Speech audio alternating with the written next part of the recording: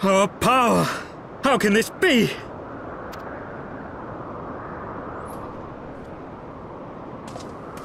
Fall back!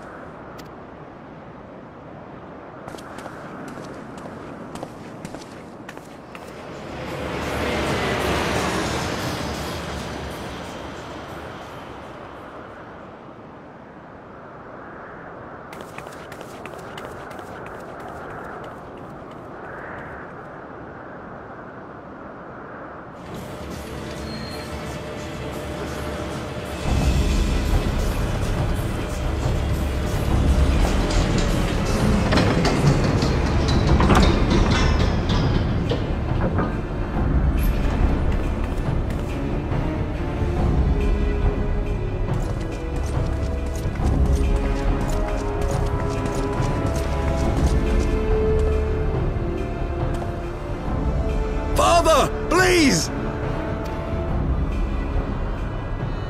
We were not too late, my friend!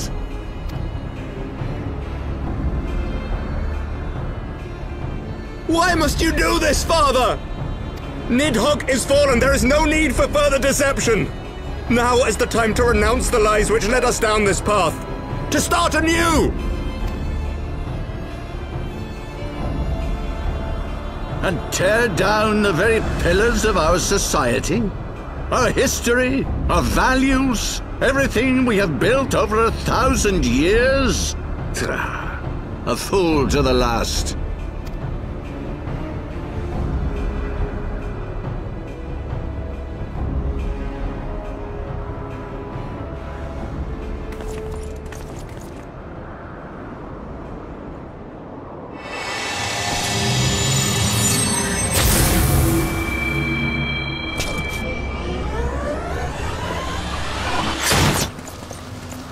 Look out!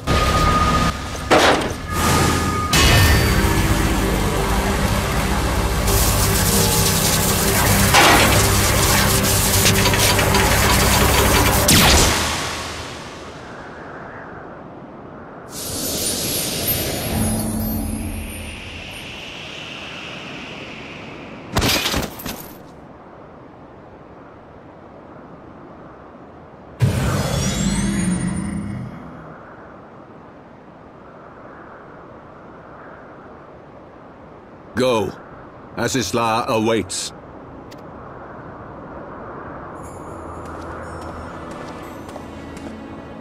Lord Orchefort!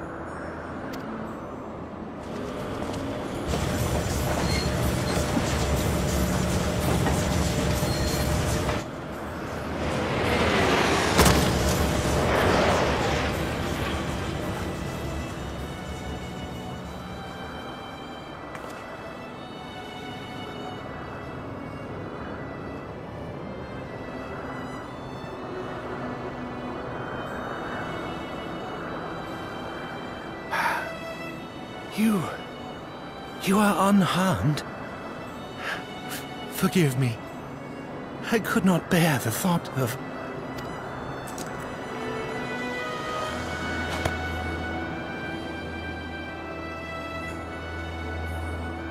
Oh, do not look at me so.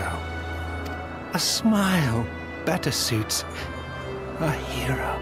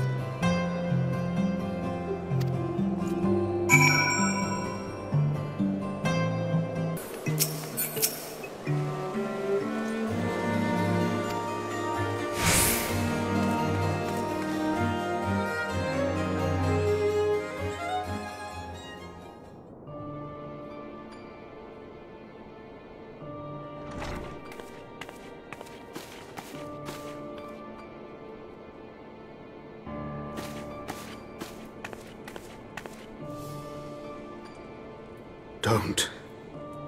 Please.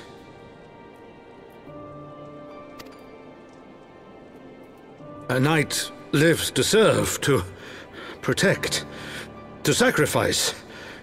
There is no greater calling.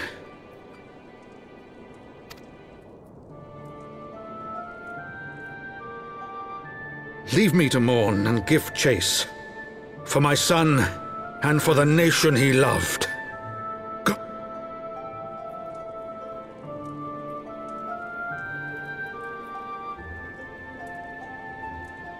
His sacrifice shall not be forgotten. My son.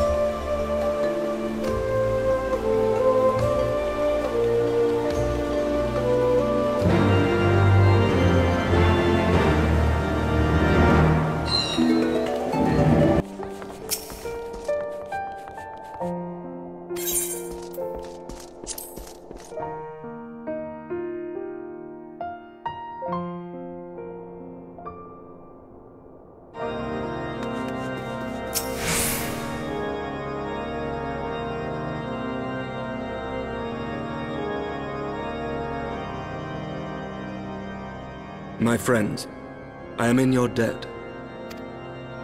Think nothing of it. Your wounds are healing well, I trust. Some wounds do not heal.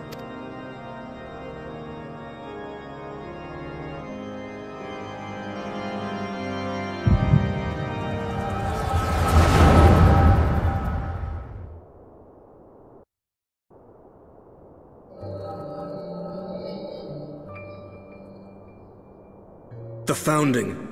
The Scriptures, 1,000 years of lies, all to deceive the common man.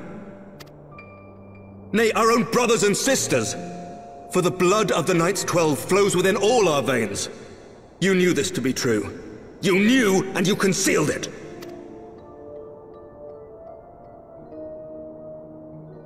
I should be interested to hear how you came by this knowledge. But yes, you have the right of it.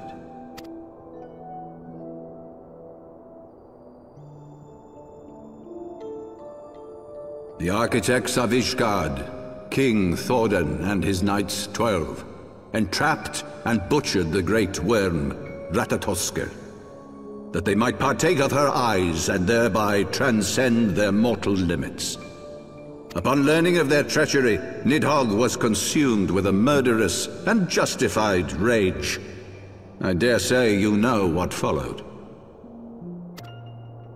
The great worm slew the king and half of his knights.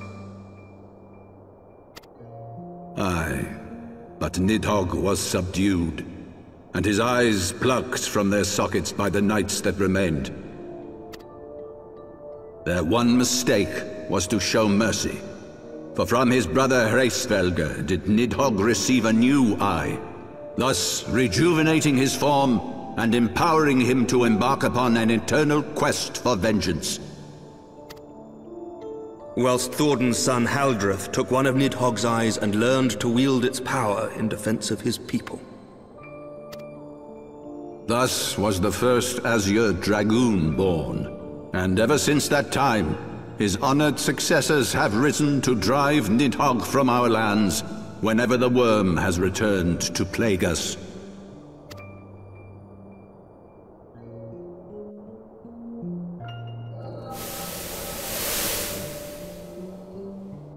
I ask you, my son, will you answer for my sins? Will your son and his son answer for me as well? What do you mean? If a man cannot atone for his sins in the course of his all-too-fleeting life, must his progeny then be held to account? Must every subsequent generation be judged as well?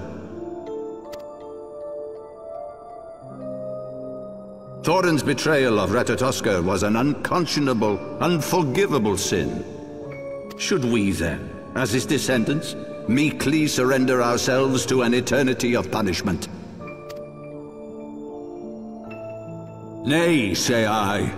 I would not see our children sacrificed in a vain attempt to appease an implacable foe. Dragons are not like us, my son. To they who live forever, the wrongs of antiquity are as those of yesterday. No reparations shall ever suffice. This fact alone should serve as ample justification for our actions. Yet some refuse to see it as such. For men like you, who yearn to commit themselves to a nobler cause, a more compelling narrative is required. This is your solution. This is how you protect our people. You have given us a lost cause, a death sentence. With your compelling narrative, you but doom our countrymen to give their lives for a lie. And they do so gladly.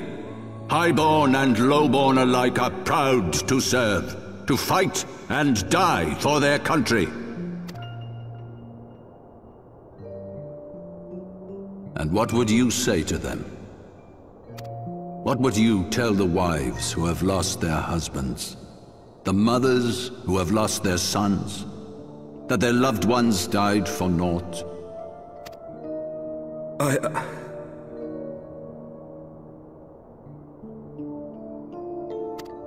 Over the course of 1,000 years, countless men have donned these robes, and every one of them came to accept the necessity of this solution. Once, I hoped you might come to accept it as well.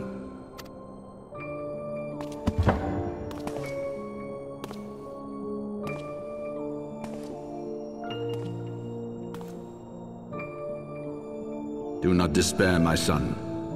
Soon I shall free us from the sins of antiquity, and bring about the change you so fervently desire.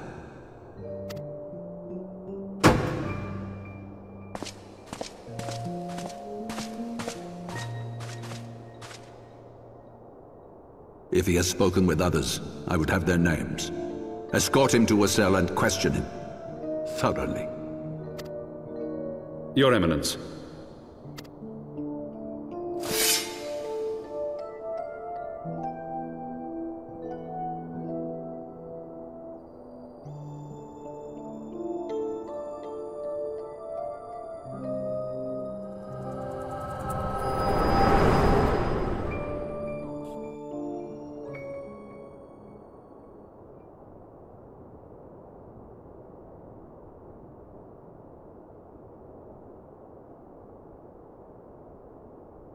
You saw something, did you not? A vision of the past?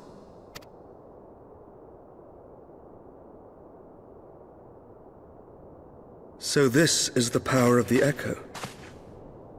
Would that it had shown you a finer moment from my past. 'Twas an exercise in futility, as you saw.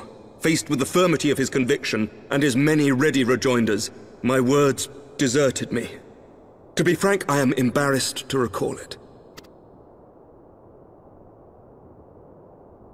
A friend once impressed upon me the importance of differentiating between words, deeds, and beliefs. Were he here, I suspect he would judge your father's conviction to be no more than rank, self-serving delusion. Even so, I cannot help but wonder what manner of change he intends to bring about. I've given some thought to that as well. During the battle within the vault, the Heavensward demonstrated strange and unnatural abilities. Aye, the manner in which Sir Zephyrin struck down Lord Haurchefant was unlike anything I've ever seen before. The spectacle called to mind King Thordan and his Knights 12 as they are depicted in scripture. Holy powers and all. Mere fabrications, which have become objects of faith, instilled with the belief of countless devoted souls. 7 hells! If Lady Iceheart can use her own body as a vessel for summoning, I see no reason why others could not. Are the Heavensward truly so reckless? Unbelievable!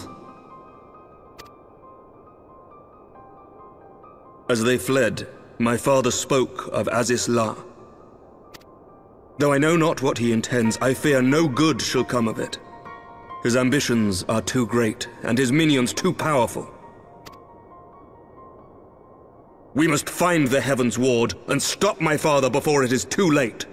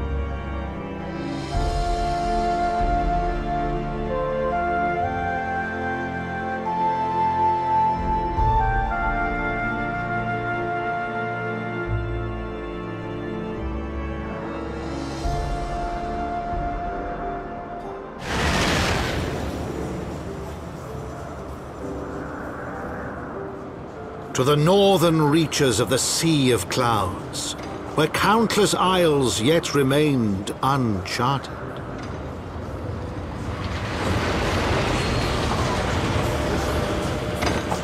In search of a mysterious land known as Azizlar, and the unmasked villain who sought to claim its secrets.